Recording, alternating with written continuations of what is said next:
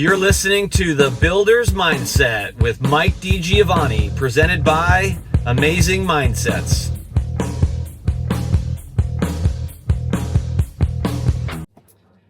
What's up? Welcome to another episode of The Builder's Mindset. And with this one, I'm thinking about actually just starting a podcast called, Headlines versus Reality, or Headlines Overshoot the Negative, or Gloom and Doom. But in a recent article, we know the market loves negative headlines. And in actuality, what's interesting is, I don't know if the market loves negative headlines. The market responds to negative headlines. News articles love negative headlines. The builders don't love negative headlines, but they'll report what's going on. And so, when we have good headlines, I don't feel like you see the same swing in the positive direction as you do in the negative. But, a recent article claimed that KB Homes may have cut Florida home prices too much. This is the type of narrative that draws attention but misses the substance. Today, we're going to dissect that claim, review the actual data for KB Homes Q3 earnings, and demonstrate why the facts tell a very different story. If you go read even the article or you listen to the transcript, the chief operating officer did say that we may have cut prices in Florida a bit too much. But then what he went on to say in that same quote was that may have got things moving in the right direction, and now they may recalibrate, and now they're starting to increase some prices. So, I think the Florida market we've talked about is one of those markets that did see a significant increase in inventory levels. The buyers pulled back a little bit quicker, but to just have that be your headline, once again, is, it's going to get a lot of people to click on it. But I don't know if it's getting a lot of people to read the article, because as I've said before, I'm a big believer in that most people read the headline and they make a judgment. They'll click on it, they'll read the subtext or the subheadline, and then they'll make a judgment. I would love to see statistics on the percentage of people that actually stay on the article, any article, long enough to read the entire article. But I think it's really low. So that's why we here at The Builder's Mindset, we think a lot of things are about mindset, and we don't believe in all of the negativity. What we feel is, let's talk a little bit deeper. Yes, Florida did have some a serious amount of inventory buildup. It's one of the markets that really has seen that happen. And the builders, in this instance, KB, went on to elaborate that maybe in some communities, they might have got a little deeper than they needed to, but now they're starting to realize that they can pull things back because they're seeing an influx of buyers at that number. So there's a possibility that they're seeing an inflection point, although they didn't quite call that yet either. But let's just overall talk about headline versus reality. And here, we're not going to give a rosy picture, because the numbers ultimately aren't rosy, but also I don't think that the reality is that, oh my God, the housing market is horrific. It's what we've been saying for the past probably 6 to 12 months, is that there is demand. The demand is inherent. Demographics talk about that demand. It's just about the industry needs to make some shifts, both in pricing adjustments, probably continued incentives, mostly in the way, particularly in the first time move up and the entry level, of buying interest rates down for sure. But not outright this is horrible. So let's dive in a little bit and get some of the reality, some of the deeper aspects of what they talked about, and see how quickly we can do it, and maybe feel that people will listen rather than read, because maybe it's easier to listen to a podcast than read a 4-page article. So the article, in my opinion, with the headline, suggests that KB Homes acted out of desperation, cutting prices beyond what was necessary in Florida. And it paints a picture of overreaction. But the company's financial disclosures and leadership commentary reveal something completely different. Measured discipline, not panic.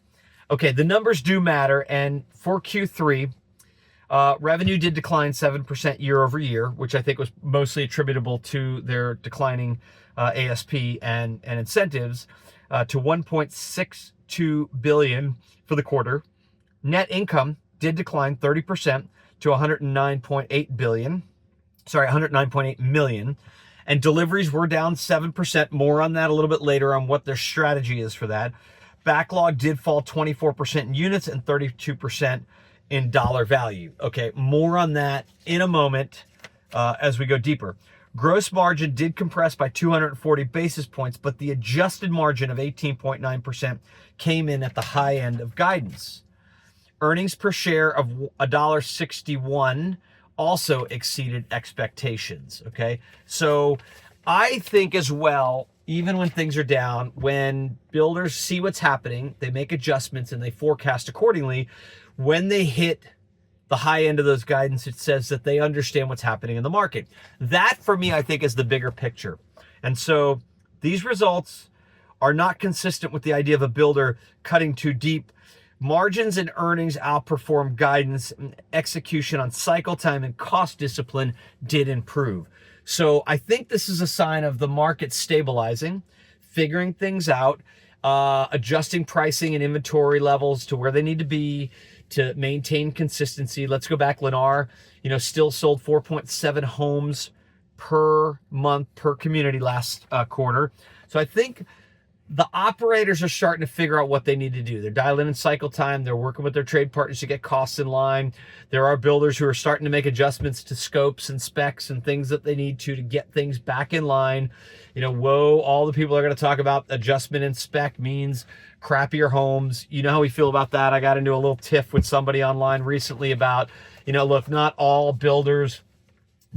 large builders means poor quality, and not all high-end custom builders means good quality. I've seen great homes from production home builders that are entry-level, high-quality, good homes, and I've seen crappy homes from high-end, high-dollar, custom and semi-custom, and vice versa. So, but what I think the bigger picture that we're seeing here at the Builder's Mindset is that builders are finding, I don't know if I would say the market per se, but yeah, I think they're finding the market. Is that going to be the market of COVID? No. Those days are gone. They're over. I don't know that we see anything like that again, but we're starting to see cycle times balance out below the 150 level. We're starting to see cost structures come down and level off. All right. We want to see some balance there. We want to see trade partners that can actually feel confident in the pricing they have with builders. And we're also starting to see the builders figure out where they need to be. You're going to start to see what I say in the next coming quarters. You're going to see those builders who are happy being in the 2 to 3 a month sales. You're going to see those that are happy in the 3 to 4 a month sales. And you're going to see those that maintain that 4+. Okay. We talked about that. Hovnanian KHOV is following Lennar. They're going to be the +4s in my opinion. As I talked about, I don't think Lennar is going to go below 4 in this next quarter. You're going to see the KBs, who I think are still going to be in the 3+, high 2s, 3+. And then you're going to see you'll see your Meritages. I think they'll still be in the high 3s, low 4s. You're going to see the Hortons in that neighborhood too, I would say in the 3.5 to 4. Builders are going to start to figure out where they need to be to get the balance of price and pace that they're looking for. Your Tolls are going to be happy, and even your Taylor Morrisons are going to be happy in sort of those low 2s, 2 to 2.5, but maintaining margins. And I think you'll probably see Pulte in that neck of the woods as well too. But on the earnings call for KB, what did they actually say? Let's go deeper into what they see in the market, because that'll tell us where they're going to head with things. They emphasize a deliberate shift back to build-to-order model, targeting 70% of the mix being there versus the roughly 50 they've been at as of late, to raise margins and stabilize their backlog. So I think KB, we're going to see them closer in that 3.25, maybe 3.5, but they're going to put a priority on the build-to-order, okay? Because they want to protect their margins a little bit. I think KB is going to be a real nice balance of price and pace. When we talk about, I'd call Lennar a pace builder, and I would call a Toll and Pulte a sort of a price/margin builder. I think we're going to see KB try to thread that needle and find a nice balance of the two. They're going to reject the sell at any price strategy. They talk specifically about that as specifically going into Q4. And they're going to focus on balancing pace and price, as we just mentioned, on a community by community basis. That's the other thing that I like about what they're doing. If you listen to Lennar talks about dropping price to maintain pace very surgically, community by community basis. KB's talking about doing that as well, but more on a balanced approach. Look, they've also reduced build times to 130 days. They're targeting to continue that reduction to get to 120. We know it's achievable. Century and Meritage are doing it already, and cost savings as a result. Okay, so they're going to try to balance inventory in that mix too, because if they can lower their cycle times, they can actually sell a few more homes on a turn basis and thereby entice the trade partners to get a little bit more competitive because they're going to be starting more homes. Okay, this is not the language of a company losing control of pricing. It's the language of a disciplined operators managing affordability, pace, and profitability in real time. Let's put Florida in context. The article fixates on Florida, yet KB did acknowledge that in some communities, price adjustments overshot what was necessary, and they are now moving pricing back up selectively. But Florida is only one part of the broader landscape, not just for KB, but for many builders, even regional builders, regional privates that operate in the Southeast, but also for the publics.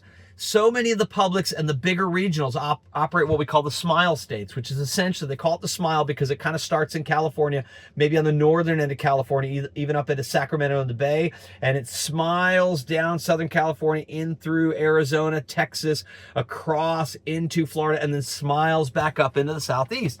So there's something that they're not talking about there. So that they're really fixated in this article about Florida. Demand remains strong in the Inland Empire of California. Whoa, go figure that. Why? We could do a whole episode on why. I don't care how horrible California gets with their taxes and with their policies and politics. The Inland Empire of California, and wait for it, I'm going to call it, watch the Lancaster-Palmdale market in the coming years. Why? Because coastal California, yes, is getting really, really, really expensive, and people are getting priced out. But don't forget, foreign nationals still drive the coastal California markets. Lots of high-priced homes there from all the builders operating there, from KB to Toll to Lennar to Taylor Morrison. Even Meritage is doing some stuff that's going to be coming up in the coming years in sort of the coastal area of California. So you've got a strong why, and why does that all tie into why I think don't worry about California no matter what they do political-wise and tax-wise? Because Port of Los Angeles, Long Beach, I think it's the 4th largest port in the world. So much stuff that continues to come from overseas. Don't worry about the tariffs. That market needs infrastructure there. It needs growth. It needs people there. And as I've said before, foreign nationals, where is a lot of this foreign national coming from? The Asian markets. Where is a lot of the shipments coming into the Port of Los Angeles coming from? Asian markets. A lot of business traffic in that particular area. And then what does that mean for the Inland Empire? Markets like KB says is still doing strong. They have to move all that stuff off of the ports, and it has to go to typically either a cross-dock facility or a stock and release facility. Well, where is that happening? It's going further east. If you drive the I-10, the 10 as we like to call it down here, and the 60, and you drive east and you go to Beaumont and Banning, what are you going to see?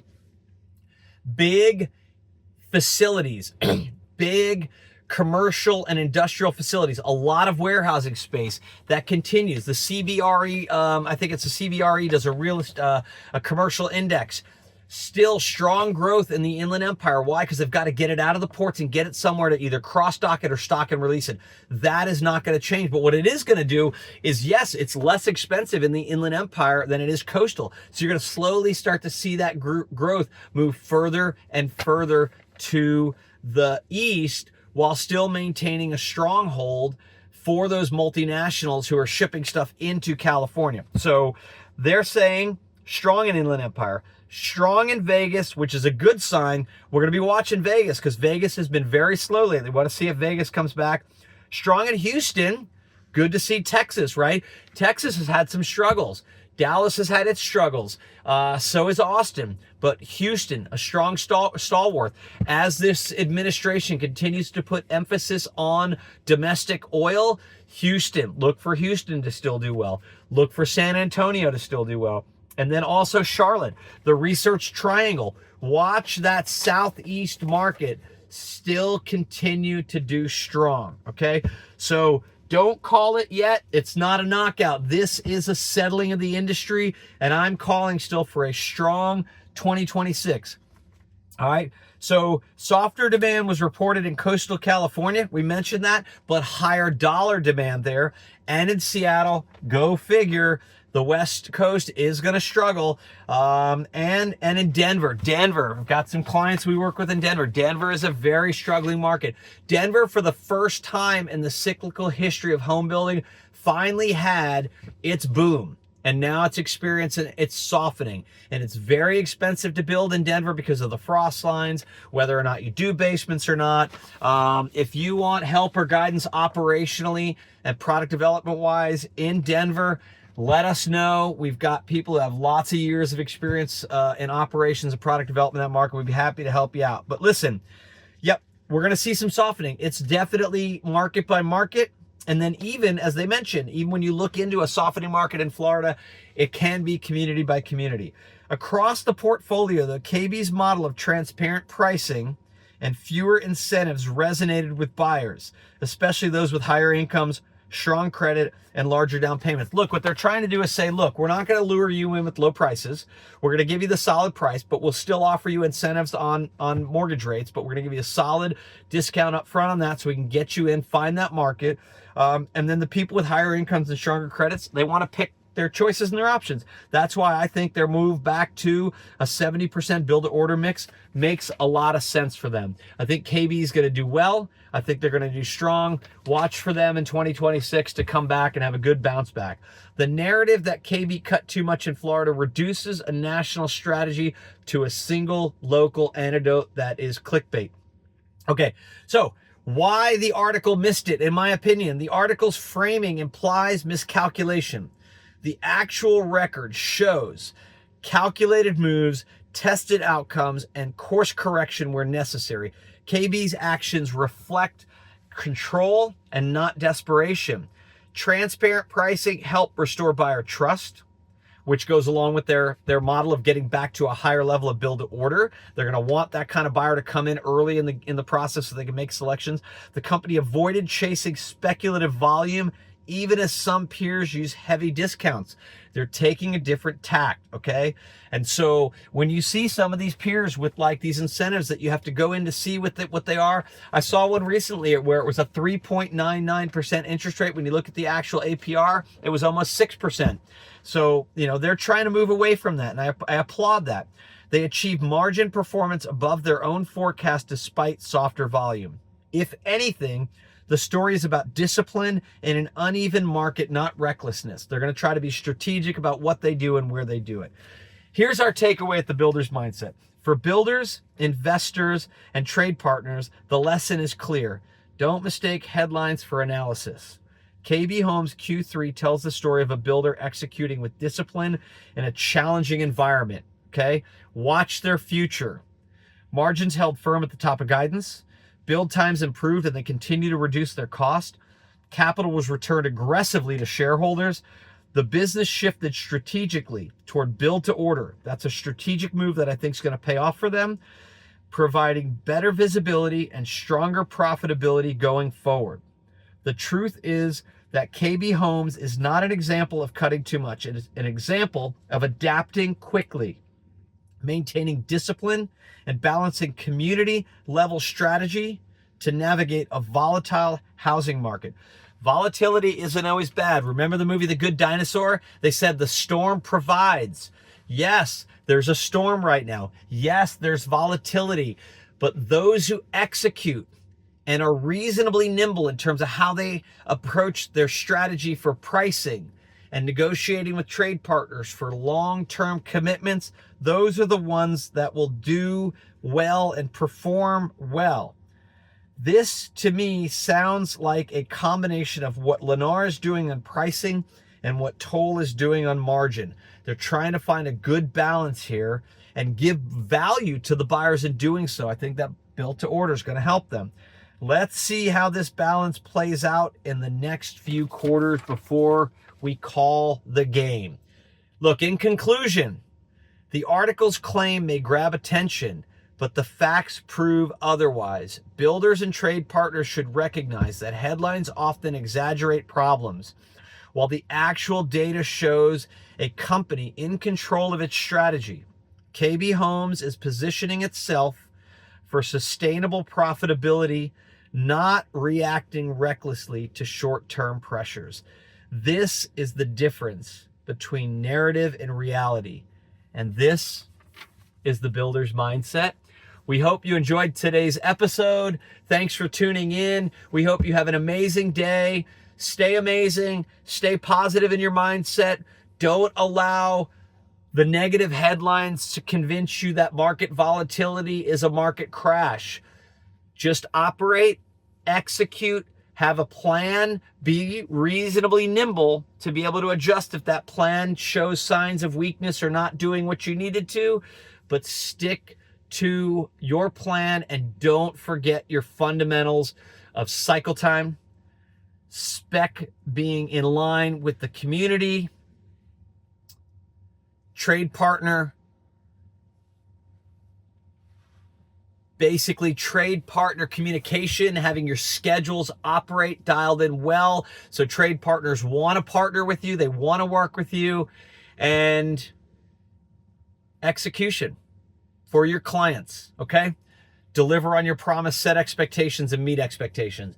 We hope you enjoy this. Have an amazing day, and we'll see you next week. You're listening to The Builder's Mindset with Mike DiGiovanni, presented by Amazing Mindsets.